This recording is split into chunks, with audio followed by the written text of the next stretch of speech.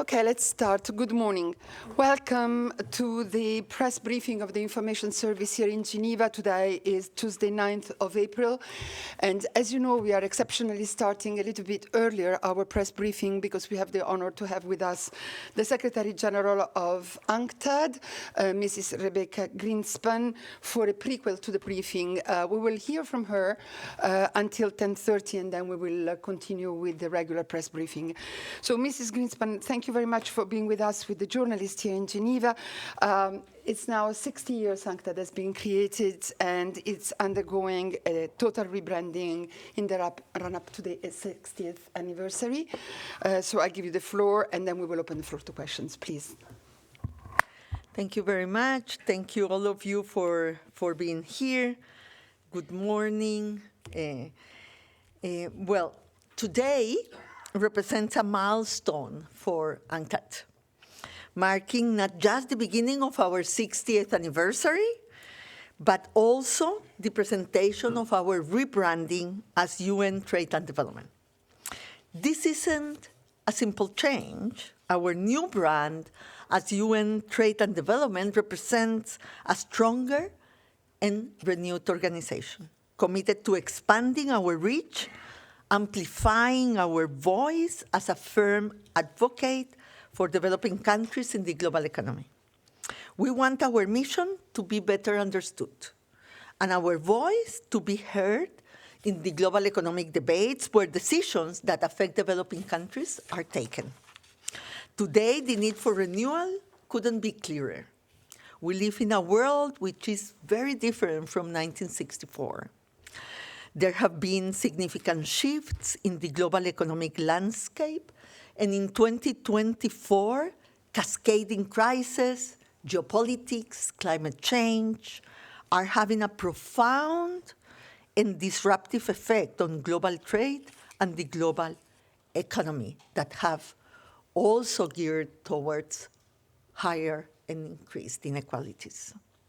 Global debt has soared, especially in developing countries, and key development indicators have regressed. The indicators on poverty, on Human Development Index for the first time since the Human Development Index have been launched, has decreased. And trade in services growth now outstrips trade growth in goods, and the digital economy is both an opportunity and a major disruptor for trade and development. The challenges we face are complex and urgent, and at the same time, they are both old and new.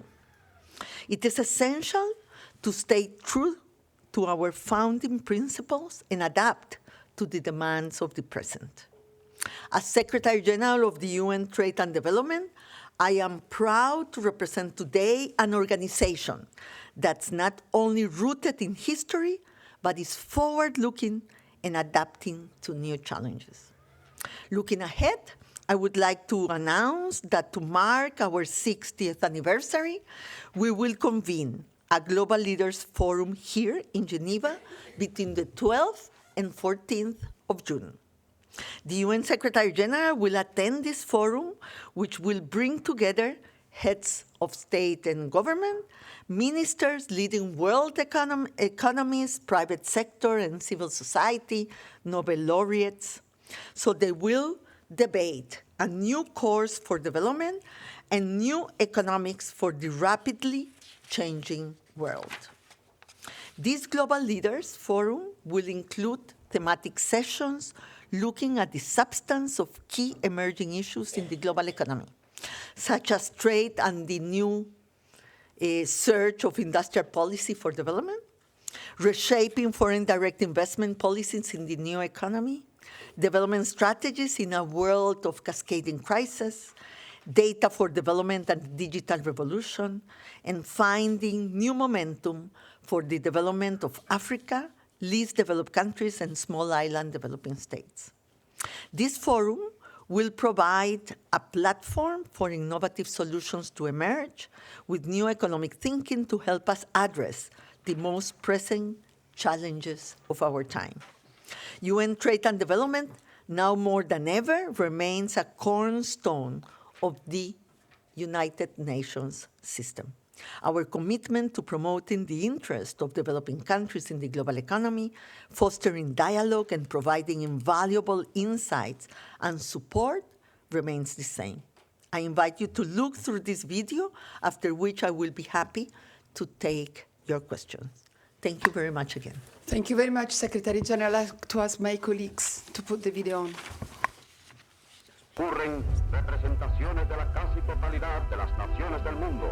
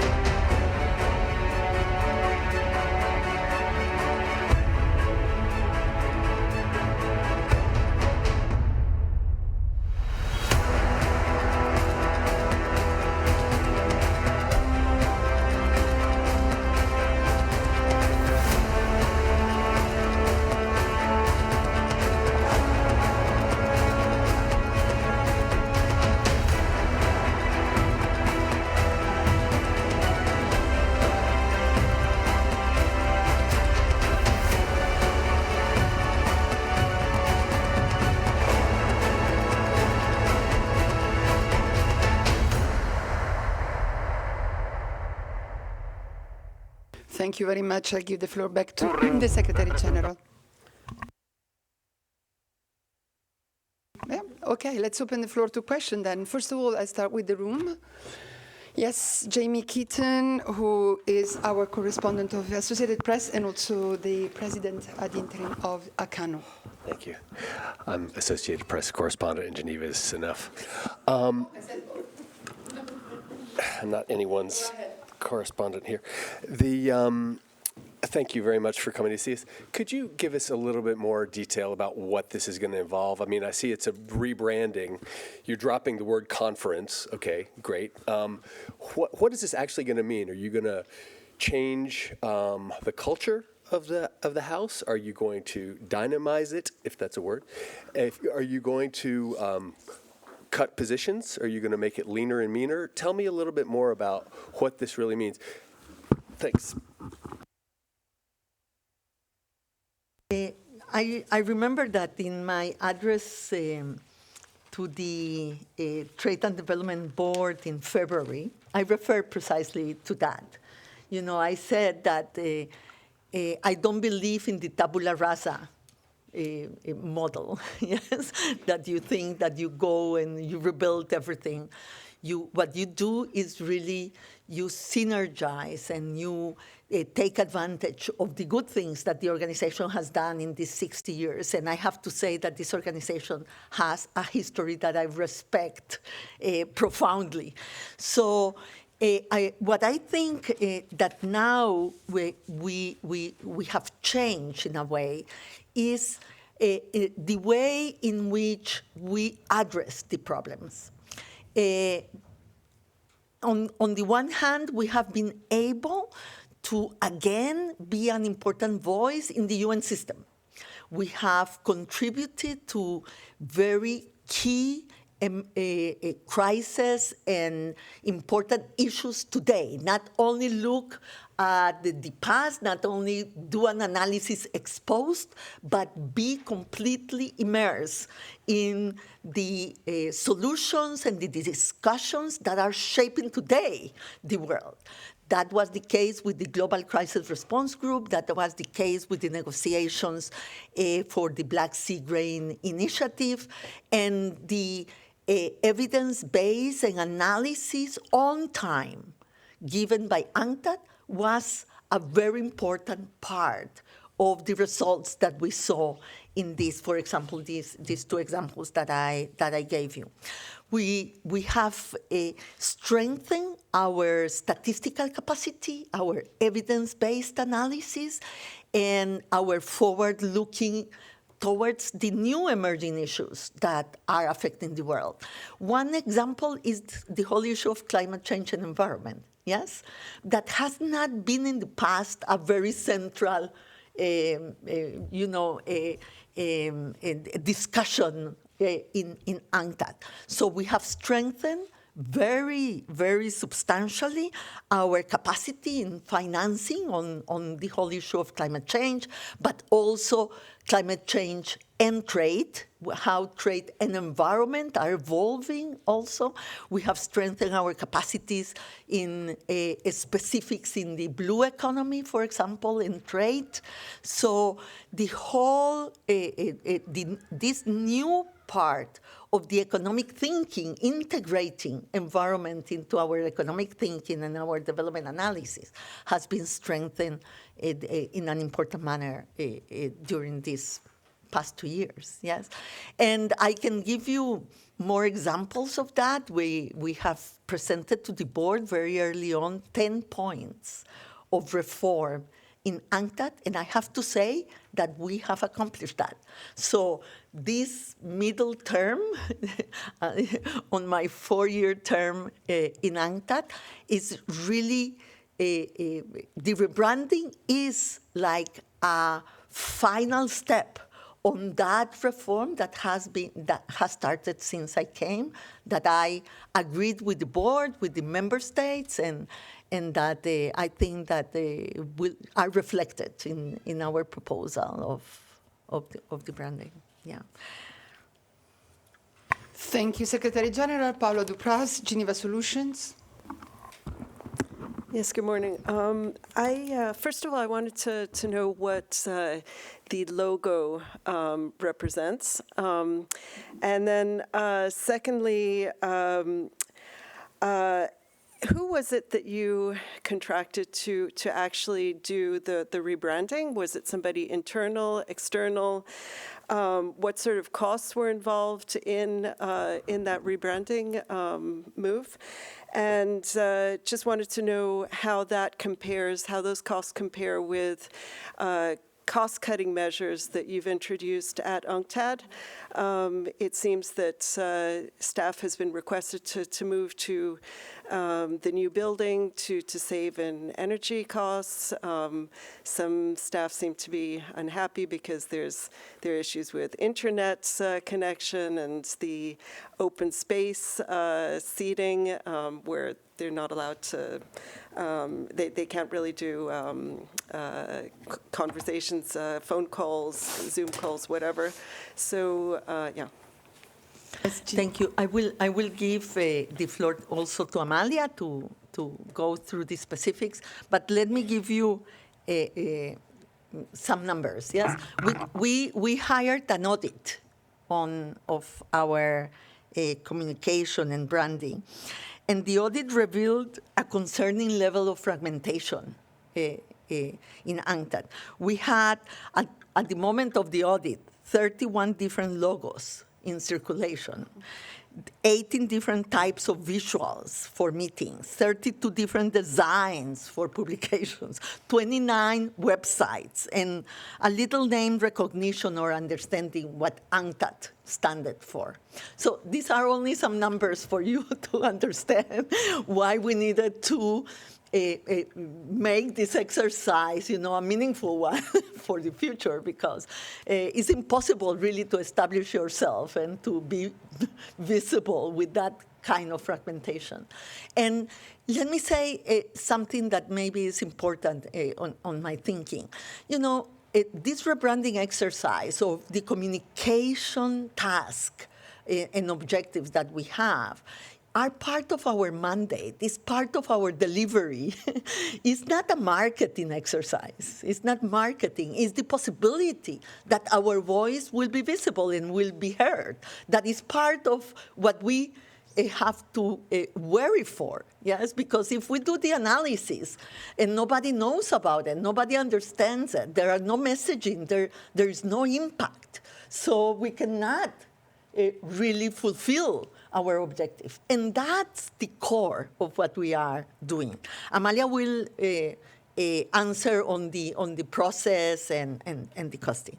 The other thing that also Jamie asked in terms of cost, let me say this. UNCTAD has been cut systematically for 10 years. If you look at the numbers in terms of in constant prices, yes, and taking inflation into account, we have a budget that is significantly lower than before.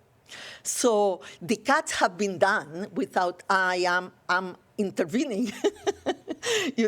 We have had to adjust to a freeze of since last year in our hiring possibilities, yes, because the freeze have been enacted since mid last year and have continued this year because of the liquidity crisis in the UN.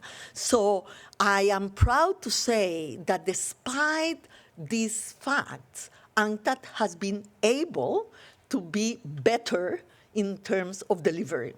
We have been much more in time. We have given rapid support to countries and to the UN system. We have been able to respond quickly despite the cuts and despite the freeze. Yeah. Actually, I think that the first time that we received in the last decade and a half that we received new posts for UNCTAD was in 2023. So not 24, and unfortunately it won't be either 25. But that gives you, an idea. With respect to the move, look, the whole decision on the renovation decision of the Palais was taken many years ago. And what is happening now is that because of the delays in the project and the liquidity crisis, a decision has been taken. It's not the UNCTAD decision. It's a decision has been taken to cut costs. And to cut costs, we will have to move from the E-building. That is a huge disruption for us.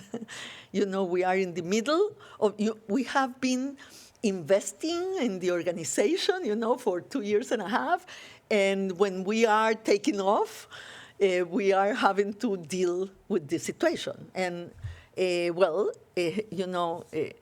have to do the best of it. And we will try to do whatever we can to ease the pain on our personnel. And I know that there is pain because I am feeling it. Myself, I have to move in the middle of all that is happening for us, and that is good news, and the 60th anniversary and the conference next year. Yes, so obviously it's a disruption, but it's not something that we should allow to disrupt also our goals and our objectives. And I think that we will have a very successful 60th anniversary despite everything. And I count with the commitment, on the commitment of the UNCTAD staff that have been incredible. Really, really, let me say something that I have said always.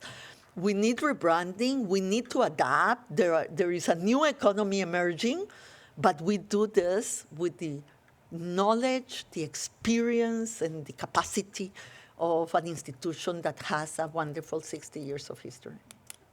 Amalia, would you like to add something to answer? Yes, just to add, not much more on what the Secretary General has said, but regarding the rebranding, it has been really a manifestation of what the SG has said, that communication is part of mandate delivery. So it's been a very deep 2-year exercise led by UN UNCTAD staff. So while we did have an agency for the initial audit of where we were Yeah, and also benchmarking against other organizations who also speak in the global economic field. And this agency was AVAS, with a long experience in working within the UN and with other UN agencies. It has essentially been a long 2-year exercise taken forward by the in-house graphic designers who are sitting with us here today, and they're Nadej and Gilles and Magali and David, they're at the back of the room. And also with a lot of input from all staff who, through the history of UNCTAD, know the DNA of the brand and understand its values. That's why the rebranding is not, it's a transition to make ourselves better understood, to explain a lot of things that the media already said. They already said UNCTAD, the UN's trade and development body. That is how many of you talked about us anyway. So it's been a listening exercise, and it's been an exercise with the support of Abbas on the initial audit of where we were, but taken forward essentially with the talent in-house. Thank you. Thank you very much. Robin Miller from the French news agency. Thank you. Have you had discussions with the other UN agencies about these fields that you're looking to expand more into? You mentioned particularly climate change. If so, how have those discussions gone? Secondly, it still looks like it says UNCTAD on the logo on the table. Are you keeping UNCTAD as the short name? And finally, the forum that you announced, are you hoping that that's going to become an annual thing, or is it just a one-off? Thank you. Thank you, Robin. Thank you very much. UNCTAD will continue to be UNCTAD. We continue to be a conference, but obviously the recognition of what UNCTAD means, and for some people in different languages, is even harder, yes, and even difficult to pronounce. So we continue to be a conference, but it's good to have in the name fully trade and development, yeah, so people know what we are about. We have discussed with other agencies, not our rebranding, but we are in several multi-agency task force that we are participating that we didn't participate before strongly. For example, we are participating with the UNFCCC in the carbon markets discussion. We are participating in the special minerals, the critical minerals for the energy transition interagency task force that have been established from New York. We have several groups of discussion with the UNEP, and to give an example, and with UNFCCC, a big collaboration in all the discussions that they have asked us to participate. So yes, we are doing this in a very interagency way. Now, there is a special part that is ours, yes, because the trade and environment issue will be an issue of increasing importance. Yes, we are seeing already, a 5-fold increase in standard and norms that have to be that deal with environment in trade issues. And you can imagine how difficult this is for the developing countries, especially for the small and medium-sized enterprises all around. It's difficult for them to navigate that spaghetti ball of standards and norms that have been been enacted with good intentions, trying to bring environment into trade, but that we have to really discuss and make sure that trade is part of the solution, but not an obstacle for development for the developing countries. The other thing that we are doing that is very much us is maritime transport, and the whole issue of transport. 80% of trade is maritime transport. And maritime transport, it represents 3% of total emissions in the world. And, well, one of the examples, Jamie, to go back to your question, is the rapid assessment that we did on what was happening in the main arteries of maritime trade. We had the Black Sea disruptions, we have the Red Sea and Suez Canal disruptions, and the Panama Canal. We put it together, and we have been one of the most cited, organizations in the analysis. So. And so we are working with the International Maritime Organization precisely on how to reduce emissions in maritime transport, and that affects maritime trade, trying also to shield the impact that will have in the small island developing states, for example, that have small ports, more difficult to adapt, that will need resources to adapt to new fuels and to new maritime technologies to reduce emissions. So those are only examples, some examples on how we are looking at this. And the forum for the 60th anniversary is a one event. Our normal event is the conference, and it's every 4 years, and we will have the conference in 2025. And so there is no outcome document that we are expecting from the 60th anniversary. What we want is an open, frank, and forward-looking conversation on the changes that the world is going through and the economy is going through that will give us, the start to think about the conference in 2025. I'm sorry, we have time only for one more question, and Laurent Sierro on the line has been waiting for long, so I'll give Laurent the floor, the Swiss News Agency Secretary General. Laurent, je suis désolée, mais... Yeah, thank you. Yeah, quickly on the forum, can you give us a flavor already of the lineup, the heads of states that have committed to come, and maybe can you give us an approximate number of participants? And very briefly, as you mentioned it, the grain initiative, are you still talking to Russian interlocutors on the fertilizer part of the deal? Thank you. You will understand that I won't give any names. And, especially because having been in government, I know that something happens in your country in the last 5 minutes before you take the plane, and things change. So, but we expect around 5-8 heads of state and government to be with us. That is a very ambitious expectation, but we will work towards it. We are very optimistic in terms of the presence of ministers and heads of state and government to come to be with us. And around how many participants are we? 500? Around 500 participants. So we expect this to be a very good event and very successful. With respect to, and obviously we are talking to the Swiss government, and they are fully supporting us, and we are very happy to do this in Geneva, that in international, with the whole participation of International Geneva.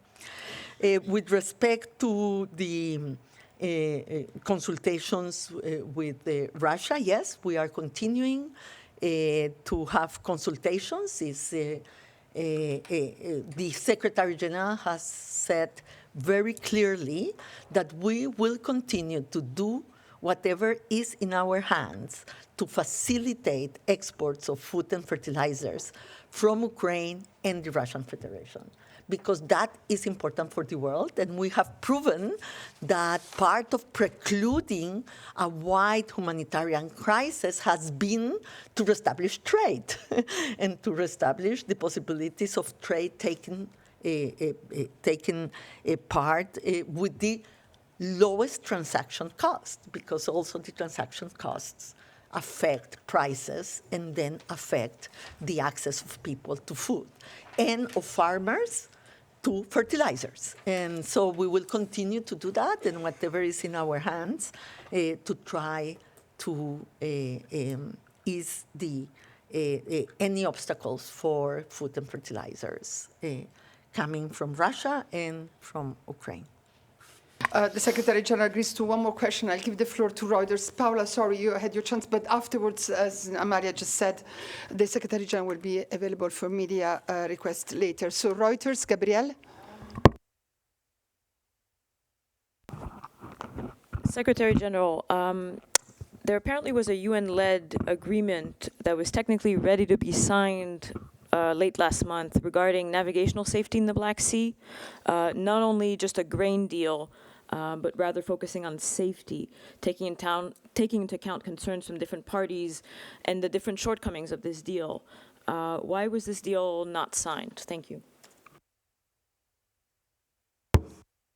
Refer to the specifics, but it is true that, as the Secretary General have said, we are trying to establish a free navigation agreement in the Black Sea that will be important for everybody, yes, because it will allow, as I said, transaction costs to come down and, a normalization of trade in the Black Sea, especially, in the framework of what we are seeing, as I said before, the disruptions in very important arteries for maritime transport.